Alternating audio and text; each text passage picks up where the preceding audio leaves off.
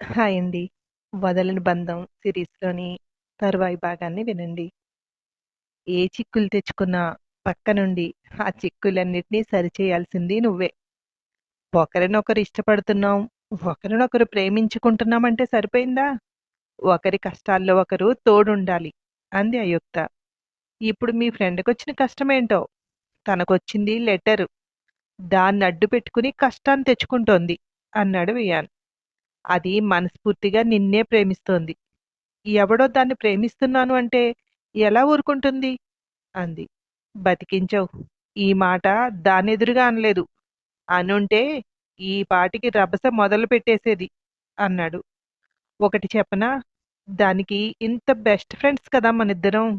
దాన్ని ఎలా కూల్ చేయాలో మనకిప్పటి వరకు తెలియనే లేదు కదా అంది నవ్వుతూ. ఎందుకు తెలియలేదు? నాకు తెలుసు. నా నుండి ఏం ఎక్స్‌పెక్ట్ చేస్తుందో తెలుసా? ఆ లెటర్ ఇలా ఇవ్వు. వాడెవడో నేను తెలుసుకుంటాను. వాడి తాట తీస్తాను అని నేను చెప్పాలని అన్నాడు. మరి ఇంత తెలిసిన వాడివి ఆ మాట చెప్పేసి తన దగ్గర లెటర్ తీసుకుంటే సరిపోయేదిగా అంది.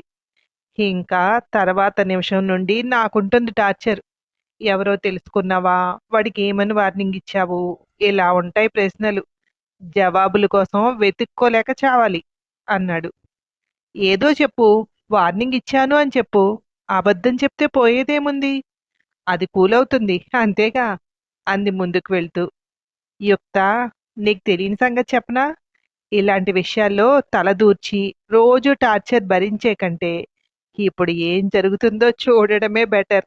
ఒకవేళ ఏదైనా శృతి మించుతుంటే అప్పుడు ఎలాగో ఎంటర్ అవ్వక తప్పదు అన్నాడు తాను కూడా నడుస్తూ. రామంటావా రాసింది?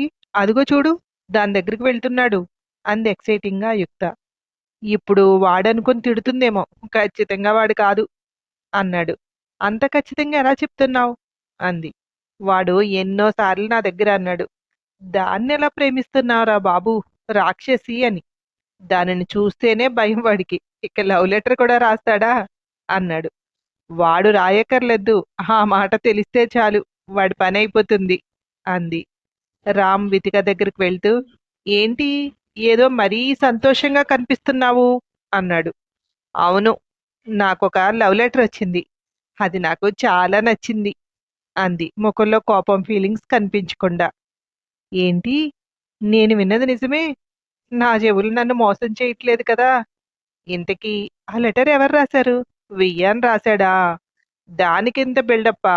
మీ ఇద్దరి మధ్య జరుగుతున్నది ఎవరికి తెలీదని అందరికీ తెలుసు అన్నాడు. వియ్యూ రాస్తే నీకెందుకు చెప్తాను? హాయిగా భద్రపరుచుకునేదాన్ని. ఇది ఇంకెవరో రాశారు. కానీ నాకు నచ్చింది అంది.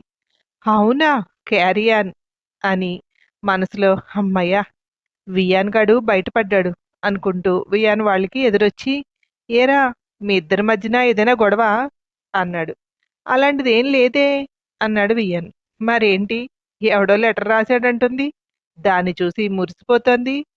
చెప్పడం ఇష్టం లేకపోతే పోనీలే. మీ ఇద్దరి మధ్యన ఏదో గొడవై ఉంటుంది. అందుకే ఇదంతా అన్నాడు. వెంటనే అయుక్త కల్పించుకుంటూ, అదే మాకు అర్థం కాక మాట్లాడుకుంటున్నాం. దాని మాటలే కాదు ప్రవర్తన కూడా అర్థం కావట్లేదు అంది. ఎక్కువ ఆలోచించుకురోయ్. దొరికింది ఛాన్స్ అనుకుని తప్పుకో. ఎప్పుడు ఎలా ప్రవర్తిస్తుందో ఎవ్వరికీ తెలీదు. ఫ్రెండ్స్‌కి వాల్యూ ఇస్తుంది. ఎవరైనా మీ మీద ఏదైనా చెప్తే నమ్మేస్తుంది. భరించలేవురా. నేను చెప్పిన మాట విను అన్నాడు. వాడు చైతూ కదా అన్నాడు వితిక దగ్గర నిలబడిన వ్యక్తిని చూస్తూ వియాన్. అవును. వీడేంటి?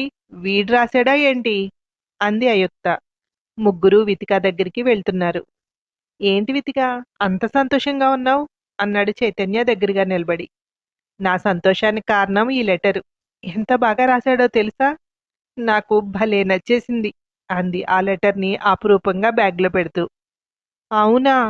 దాంట్లో నీకు నచ్చేసే అంత ఏముంది? అన్నాడు క్వెషన్ మార్క్ మొఖం పెట్టి. మనసు పెట్టి రాశాడు. అది చదువుతుంటే అతని మనసు తెలుస్తోంది. ఇక అంతకంటే ఏం ఉండాలి? అంది.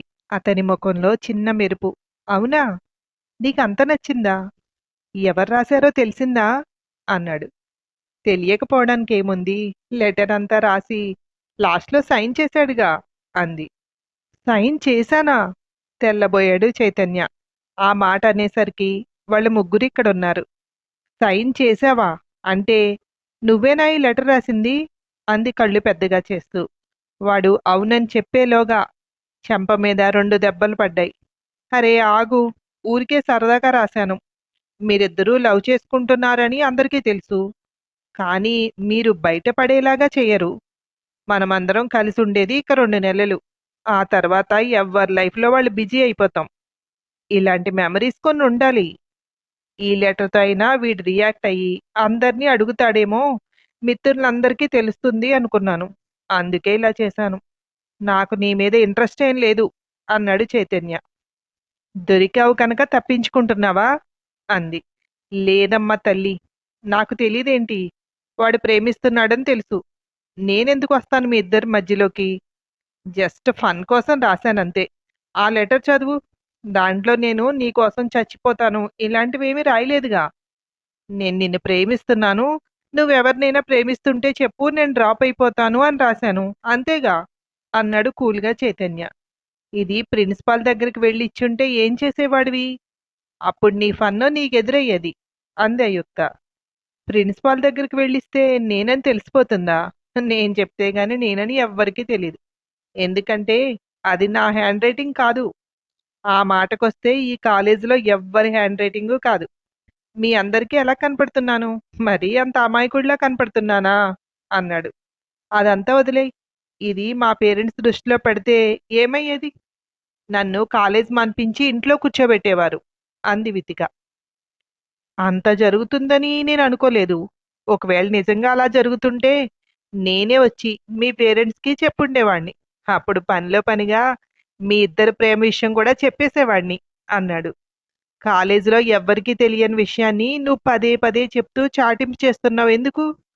ప్రేమన్నది మా ఇద్దరి మధ్యలో ఉన్న విషయం. మీరందరూ కల్పించుకునేది కాదు. ఇంకొక్కసారి ఇలాంటి ప్రయత్నాలేమైనా చేశావంటే మర్యాదగా ఉండదు చెప్తున్నాను అంటూ లెటర్ చింపి అక్కడే పడేసి విసురుగా వెళ్ళిపోయింది. అప్పటి వరకు సైలెంట్‌గా నిలబడి వాళ్ళ మాటలు వింటున్నారు ముగ్గురు. ఏరా ఈ లెటర్ ఏంటి? అన్నాడు వియ్యాన్. నీకెవరితో జోక్ చేయాలో కూడా తెలియదారా? అంటూ వితిక వెళ్ళిన వైపు వెళ్ళిపోయింది అయుక్త. ఏరా నువ్వు చెప్పు నేనడిగాను. నువ్వు ఒప్పుకున్నావా? చూసావా? ఇప్పుడు మీ ఇద్దరి మధ్యలో ఉన్న విషయాన్ని ఎలా బయటికి తీశానో అన్నాడు కాలర్ ఎగరేస్తూ. ఏడ్చావులే. ఈ విషయం మళ్ళీ ఇంకొకరికి ఎవరికైనా తెలిసిందని తెలియాలి. నిన్నెలా ఇరికించాలో అలా ఇరికించేస్తాను అన్నాడు వియ్యాన్ హెచ్చరిస్తున్నట్టు. అరేయ్ నేను నీ ఫ్రెండ్‌నిరా శత్రువుని కాదు అన్నాడు. ఫ్రెండ్స్ అయితే నీలో ఎవరైనా చేస్తారా? ఫ్రెండ్ ప్రేమించే అమ్మాయికి లవ్ లెటర్ రాస్తావా? అన్నాడు రాము. అసలు లెటర్ చదివావా నువ్వు? అన్నాడు చైతన్య. అయుక్త పరుగున వీళ్ళ ముగ్గురు దగ్గరికి వచ్చి ఏరా గోడ మీద వీళ్ళిద్దరి పేర్లు కూడా నువ్వే రాసావా? అంది. వితిక కూడా ఇటే వస్తోంది. అయిపోయింది వీడి పని. చచ్చాడు ఈవేళ అన్నాడు రాము. ముందు కథలు చెప్పావు. ఇప్పుడేంటి? అన్నాడు చైతన్య కాలర్ పట్టుకుని వియ్యాన్. ఆ తర్వాత ఏమైందో మరో భాగంలో వినండి. Thank you.